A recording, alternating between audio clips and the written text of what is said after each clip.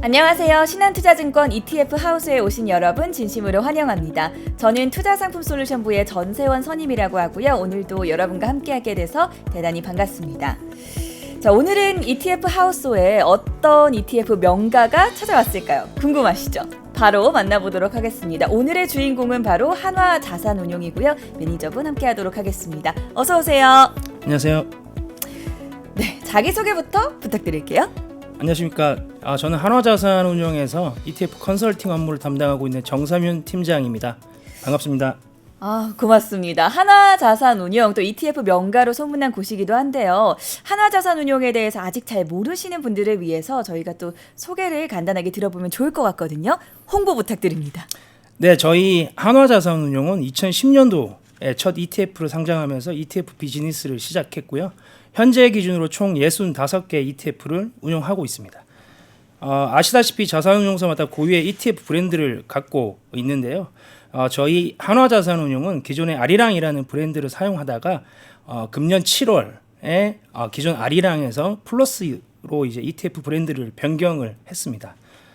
일상을 넘어서는 가치를 실현하여 투자자분들에게 풍요로운 미래를 제공하자는 의미와 함께 새롭게 출발하였습니다. 시장 발전을 견인하면서도 가치를 더하겠다. 이 플러스 ETF 한화자산운용에 대한 기대가 저도 크고요. 아마 투자자 여러분들도 굉장히 크실 것 같습니다. 좋습니다. 그렇다면 한화자산운용 ETF 라인업들 아까 65개 정도 지금 보유하고 있다고 하셨는데 어떤 것들이 있는지 좀 더 구체적으로 살펴볼 수 있을까요? 아마도 한화자산운용이라고 하면 고배당주나 이제 채권 강점이 있다고 생각하실 수 있는데요. 당연히 저희 고배당주랑 그리고 이제 듀레이션별로 다양한 채권형 ETF를 상장하고 운영하고 있는 상황이고요. 그리고 그 외에 국내 주식뿐만 아니라 방산이나 우주항공 같은 이제 테마형 상품 그리고 리츠와 커버드콜까지 이제 다양한 ETF를 현재 운영하고 있다고 생각하시면 될 것 같습니다. 그리고 최근에는 투자자분들의 니즈를 반영한 얼분배형 상품인 국내 커버드콜 상품과 그리고 미국 성장주, 글로벌 방산 같은 상품들을 신규 상장하면서 ETF 포트폴리오를 좀 다양화하는 그런 작업까지 진행하고 있다고 보시면 될 것 같습니다. 전통적으로 좀 강했던 상품 이외에도 투자자들의 니즈가 워낙 다양해지다 보니까 여기에 맞춰서 세분화된 좀 더 테마별이라든지 섹터라든지 다양한 라인업들을 보유 중이시다라고 소개를 해주셨습니다. 그렇다면 시황 쪽으로 좀 넘어가서 저희가 인사이트를 얻어보면 좋을 것 같은데요. 현재 시점에서 투자자분들이 좀 주의 깊게 살펴봐야 할 섹터나 이슈, 테마 같은 건 어떤 것이 있겠습니까? 크게 세 가지 정도로 좀 요약할 수 있을 것 같고요. 우선 첫 번째를 살펴보면 올해 시장을 쭉 되짚어 보면 전 세계적으로 AI가 가장 큰 화두였다고 생각이 됩니다. 국내 시장 역시 마찬가지였는데요. 올 상반기까지 AI 관련 주도주였던 반도체 IT 섹터가 상반기까지 시장의 주도주였었고요. AI라는 큰 테마 자체가 중장기적으로 메가 트렌드라고 저희는 판단하고 있기 때문에 시장에서 어느 정도 조정이 나오더라도 지속적으로 좀 관심을 갖고 지켜보셔야 되는 섹터라고 생각이 됩니다. 첫 번째는 반도체라고 말씀을 해주셨고요. 이제 AI가 워낙 화두였다 보니까 예측할 수 있는 부분이었습니다. 네. 두 번째는요? 두 번째로는 반도체 외에 올해 눈에 띄는 섹터를 좀 살펴보면 방산, 조선 그리고 이제 화장품, 전력 인프라 같은 섹터였고요. 이런 섹터들의 공통점이라고 하면 해외 수출이라는 점이었습니다. 과거 내수 위주의 산업에서 해외 수출이라는 성장성이 더해지면서 주가가 한 단계 레벨업하는 모습을 보여주었고요. 이런 섹터들은 사실 저희는 구조적인 성장을 보여주고 있다고 생각하기 때문에 중장기적으로 눈여겨봐야 할 섹터가 아닌가 이런 생각은 하고 있습니다. 특히 방위산업 섹터 같은 경우에는 내년 초에 트럼프가 백악관 입성을 좀 앞두고 있는데요.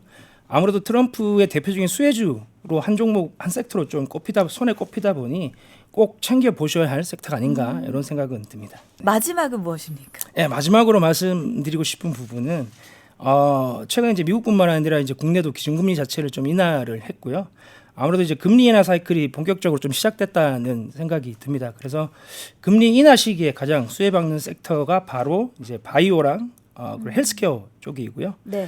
아무래도 그 저희 국내 기업 같은 경우에도 우수한 임상 데이터라든지 라이선스 아웃이 기대되는 기업들이 있기 때문에 내년에도 이쪽 섹터도 지속적으로 관심을 가지고 지켜봐야 할 섹터가 아닌가 이런 생각은 듭니다. 알겠습니다. 시기가 시기인 만큼 먼저 2024년 올해에는 어떤 이슈들과 또 주목받았던 섹터가 있었는지 쭉 한번 정리해보는 시간을 가져봤고요. 이제 본격적으로 내년을 준비해야 할 시기인 만큼 내년도에는 과연 팀장님께서는 어떤 것들을 또 유심하게 살펴보고 계신지 도움 말씀을 한번 들어볼게요. 앞서서 올해 주도 섹터 중 하나로도 좀 말씀을 드렸었는데요. 네. 최근에 이제 주식 투자를 좀 오래 하신 분들이라면 느끼셨겠지만 바로 이제 방산 섹터에 대한 인식이 크게 좀 변화했다는 것을 좀 느낄 수 있으실 거예요. 이전에는 약간 테마성으로 북한의 도발이라든지 이런 이슈들 단기적인 이슈들 때문에 주가가 좀 크게 변동을 했었는데요. 22년도에 폴란드양 대규모 수주와 함께 해외 수출이라는 성장 요인이 붙으면서 방산 섹터 자체가 레이팅이 되고 있습니다. 그래서 특히 K방산 같은 경우에는 단순히 수주에 대한 기대감이 이제 주가에 반영돼서 오르는 것이 아니고 실제 수주가 지속적으로 이어지고 있기도 하고요. 풍부한 수주 잔고를 바탕으로 올 2분기에는 본격적으로 실적 인식이 되기 시작했습니다. 따라서 저희는 이제 방위산업 섹터 자체가 성장 사이클의 초입 구간에 좀 진입을 했다고 보고 있고요.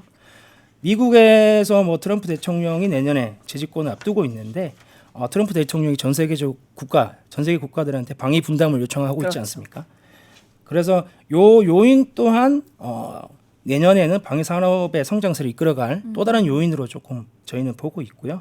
아무래도 전체적으로 K 방산 기업들뿐만 아니라 미국이라든지 유럽 쪽 방산 기업들도 방위 산업 전체 자체가 파이가 커져가고 있는 단계이기 때문에 K 방산의 성장성뿐만 아니라 미국, 유럽 방위 산업도 내년에 주의 깊게 살펴봐야 될 종목이 아닌가, 섹터가 아닌가, 그런 생각 가지고 있습니다.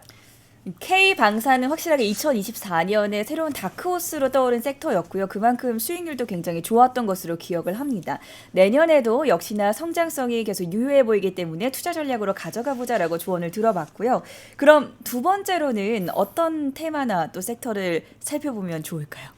두 번째로 말씀드릴 부분은 섹터는 아니고요.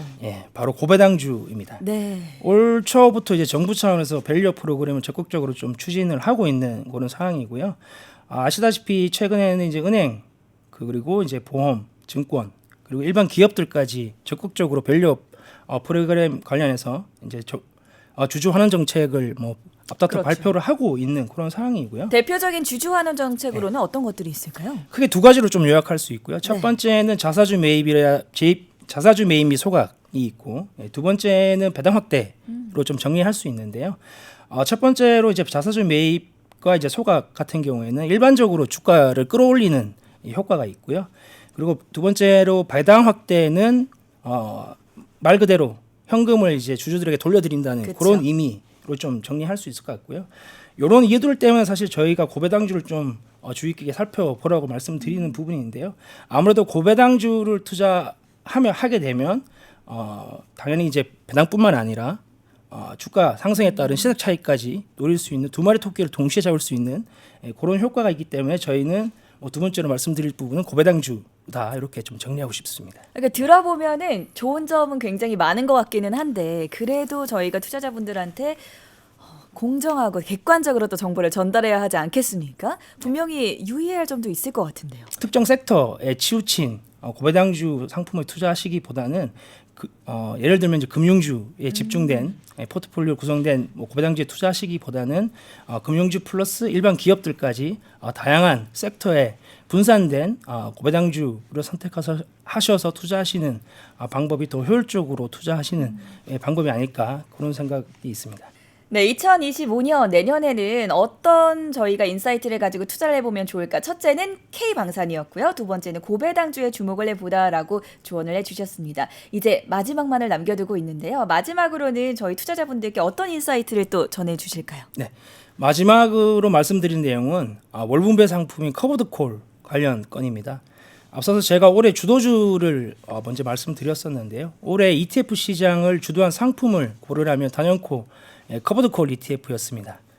연금 수령기에 이제 베이비 부모 세대 투자자들한테 큰 사랑을 받으면서 월배당 커버드콜 ETF가 큰 관심을 받게 되었는데요. 아무래도 은퇴를 앞두고 계시거나 은퇴를 하신 투자자 분들이실 텐데 은퇴 자금을 어떻게 운용하실지 고민 끝에 나온 결론이 커버드콜 ETF에 대한 높은 수요로 이어졌다고 저희는 생각은 하고 있고요. 저도 올해 생각해 보면은 정말 많은 자산 운용사들에서 이 ETF 상품에 대한 인기를 실감하고 있다고 진짜 나오신 분들한테 많이 들었었거든요. 맞습니다. 그래도 또 주의할 점이 있지 않겠습니까? 네, 맞습니다.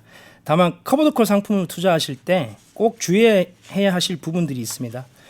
커버드콜 상품 특성상 상방이 막혀 있는 상품이기 때문에 하락 후에는 원금 회복이 더딜 수가 있고요. 물론 많은 분배금을 추구하는 것도 좋지만 투자원금 손실이 가능하다는 점을 꼭 염두에 두셔야 될 것 같습니다. 매월 분배금을 받으셨는데 1년이나 3년 후에 원금 손실이 크게 있다면 조삼모사가 되어버리기 때문에 커버드콜 상품을 선택하실 때는 당장 몇 프로라는 분배율에 초점 맞추시기보다는 나중에 원금에서 손실을 크게 입으실 수 있기 때문에 항상 분배율과 원금 손실 가능성을 고려하셔서 원금 손실을 최소화시키면서 원하시는 분배금을 추구할 수 있는 상품을 엄선하셔서 투자하시는 게 좋은 투자 방법이라고 생각이 됩니다. 네, 오늘은 하나자산운용에서 내년도 ETF 상품을 투자하는 데 있어서 어떤 점들을 고려해보면 좋을지 총 3가지에 대해서 좋은 말씀을 들어봤고요. 오늘 도움 말씀은 여기까지 들어보도록 하겠습니다. 지금까지 하나자산운용 플러스 ETF팀에서 컨설팅 업무를 맡고 있는 정삼윤 팀장님과 함께했습니다. 대단히 고맙습니다. 감사합니다. 네, ETF 하우스 오늘 준비한 시간은 여기까지고요. 저희는 다음 시간에 더 좋은 콘텐츠로 여러분 찾아오도록 하겠습니다. 오늘도 함께해주신 여러분 대단히 고맙습니다. 안녕.